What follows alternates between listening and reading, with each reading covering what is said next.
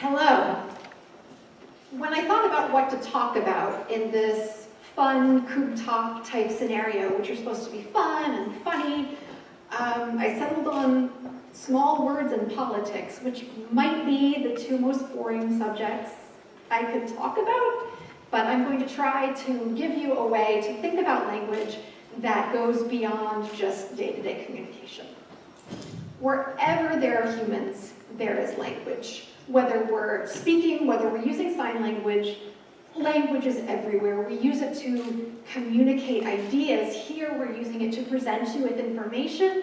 We ask questions. We find out more about the person that we're talking to. We use it to find matches on online dating. But of all of the uses for language, I think they boil down to manipulation. We use language to manipulate people, and it's not always nefarious. As I'm talking to you, I want you to be interested. I want you to think that I'm fun and smart and pretty. And so I'm using my language to manipulate you into thinking that I'm smart and funny, and hopefully that's not a hard sell. If I see a tiger charging in and I say, "Stop, get out of the way!" I am manipulating the person that I'm warning into moving out of the way of this tiger.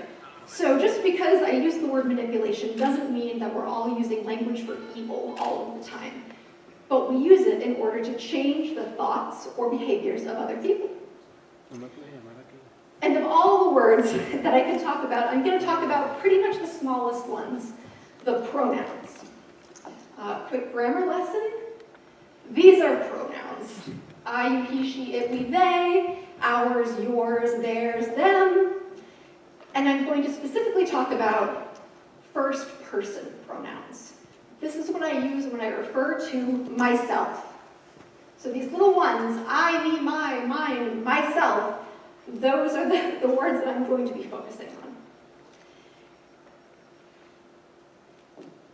As we use our language to manipulate people, as much as we're trying to make them act a certain way or think a certain way that appeals to us, we're also accidentally giving away a lot of information about ourselves just based on the words that we use to manipulate people. Some of my research has shown that people who use a lot of first-person pronouns, so those up there in orange, tend to have low empathy. They have trouble thinking and understanding the feelings of other people. And that kind of makes sense, right? If you're constantly referring to yourself, that means you're only thinking about yourself. Another group who tends to use first-person pronouns a lot are people with depression. This doesn't mean that people who have depression are not empathic, that they don't connect with other people, but it does suggest kind of a more self-centered, introspective kind of mood. It doesn't mean it's bad, it just means that they're working on themselves, right? So in order to show you how this works kind of in real life, I figured I'd talk about Rudy Giuliani. At the beginning of his tenure as the mayor of New York City, Rudy Giuliani was really not that popular. He was seen as cold and unpleasant. No one really wanted to talk to him. He was distant from his public. And if you go through all of his speeches from that era, you see he used a lot of first-person pronouns. He was really talking a lot about himself and using a lot of negative adjectives as well. So negative language that seems to be self-centered doesn't really connect with people. And then all of a sudden, a lot of bad things happened very quickly. We had the attacks of 9/11. He was also going through a divorce. And then things shifted. Suddenly he was popular. People liked him. They wanted to talk to him. And this kind of showed up in his language as well. He started using more positive adjectives. He started talking in a happier, warmer way, and he started talking more about us and less about himself. We can rebuild, we can come together, the city is ours. So we have a correlation. I can't tell you what causes what, But someone who's popular, who's warm, who people want to talk to, are people who use we, you, talk about someone else other than themselves, and use happy language, right?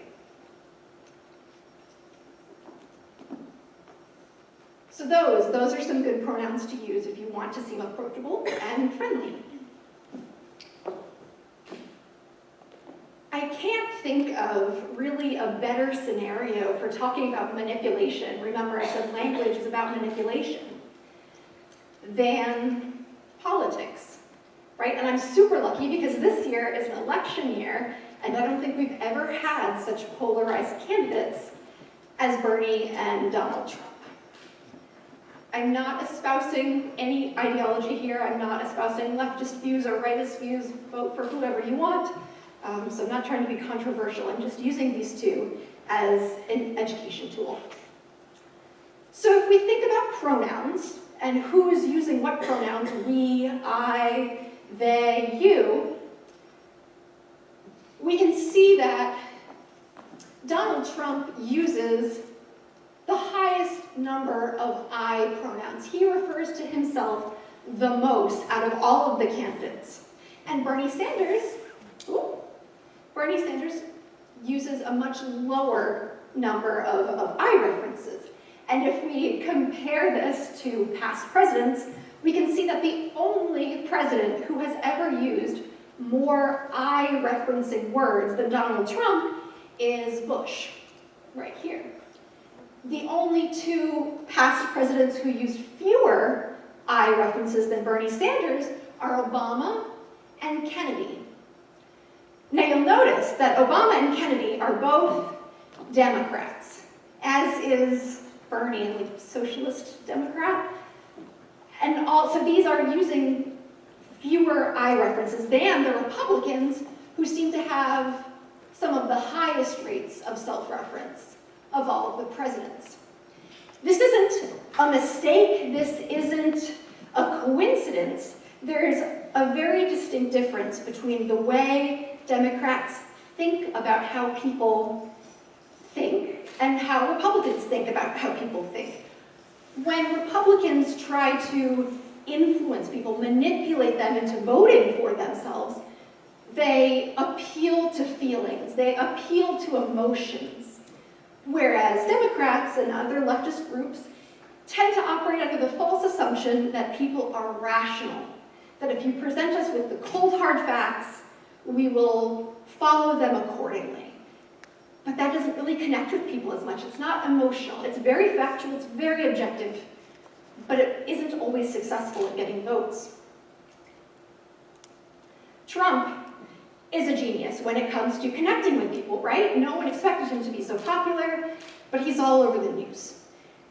And we can see here that he uses a very small chunk of words. The size of the words up here on the slide correspond with how many times he uses those words, and people is something that he uses way more than any other word. And the words that he does use are small, they're short, and they're limited. Depending on how you're measuring his language or the source that you're referring to, Trump speaks on about a 4th grade level to a 6th grade level. This is because he uses a small number of words, and he also speaks in short sentences. He knows that it's easier to understand him, it's less cognitively taxing to listen to short sentences than long, complicated ideas. I know that it's easier for you to understand me if I speak in short sentences. I know that it's easier for you to understand me if I use simple syntax. I don't use complicated grammar structures. And I know that it's easier to understand me if I repeat myself multiple times. And that's what Trump does, right? He is very easy cognitively to listen to. Bernie, on the other hand, he still uses people a lot, like Trump did, but he uses a lot of other words too. He has a broader vocabulary of words that he's using, and he's not using the word people at the exclusion of all these other vocabulary words that he's using. He also has the highest grade level of all of the candidates at which he speaks, which is about a 10th grade level. This is because he's using a lot of vocabulary words. He's using long sentences, and he's using very complicated sentence structures. So we have the Democrats, socialists, using a lot of big words, maybe a lot of data, lots and lots of words. They're hard to think about and understand, especially at the end of the day when we're tired. We have the Republicans appealing to emotions and using relatively fewer words, so it's easier to keep up with them. And so I kind of want to prove that to you. This is Bernie Sanders and Donald Trump talking about the death penalty. I know that slides with lots of words are really important, but I'm talking about pronouns, guys, so what did you expect? And we can see already, visually, the Sanders quote is longer than the Trump quote, right? We already know he's talking more than Trump.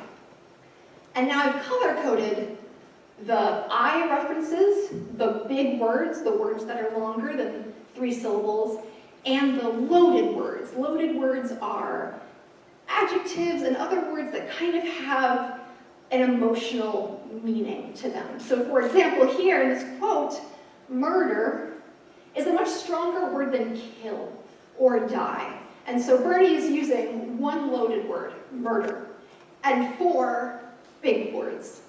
Whereas Trump uses only 3 big words. He also uses a loaded word, horrendous, and he talks about himself. It's hard to see, but I.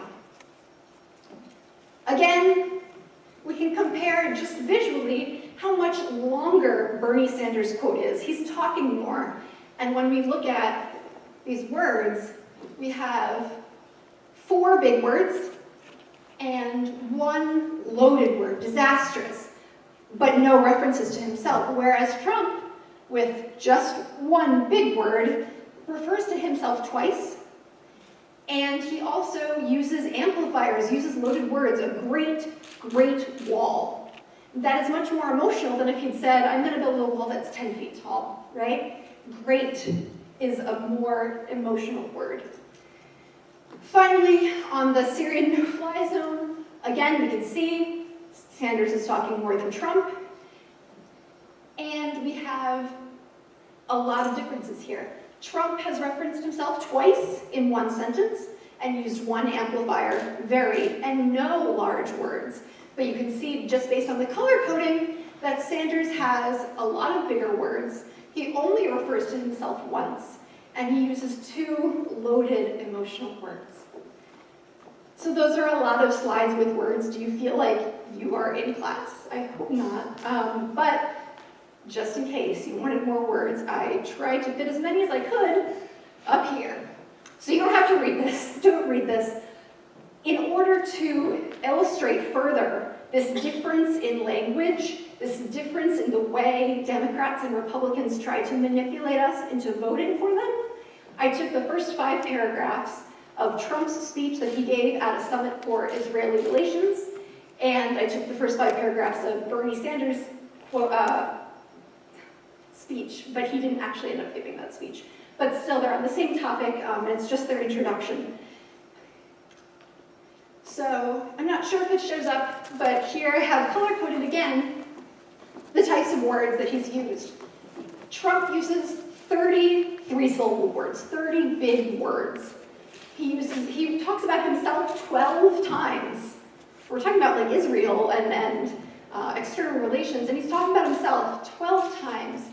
And the types of adjectives and these loaded words, these emotional words that he uses them 30 times. So keep those numbers in your head. You don't have to read this. And we'll look at Bernie.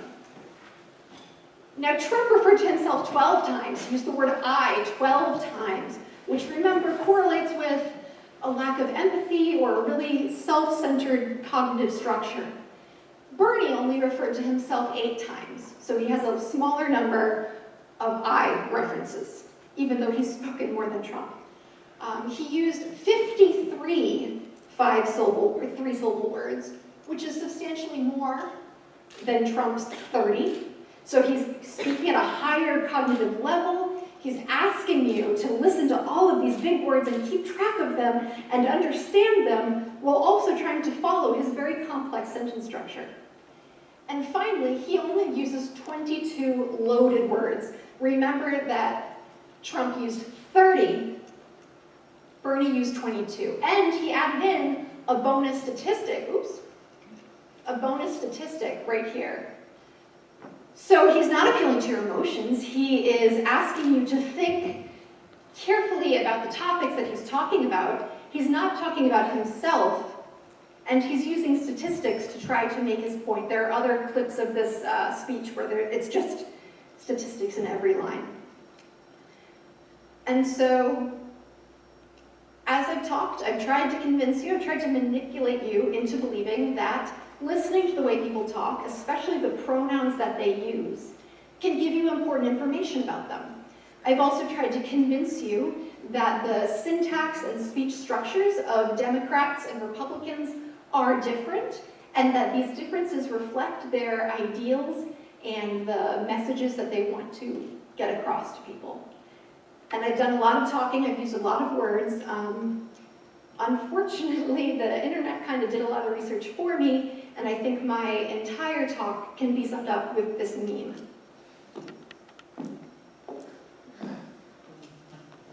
Too long, too boring, not enough guns. Very to the point. I know exactly how Trump felt. Bernie, I love the rich imagery and fascinating characters and the thought put into the history of the world, and the details of the mythos is nothing short of brilliant. What did that mean, quickly? It's hard to tell, right? And so we know that simple language and few references to yourself are two of the best ways to communicate with other people. Thank you.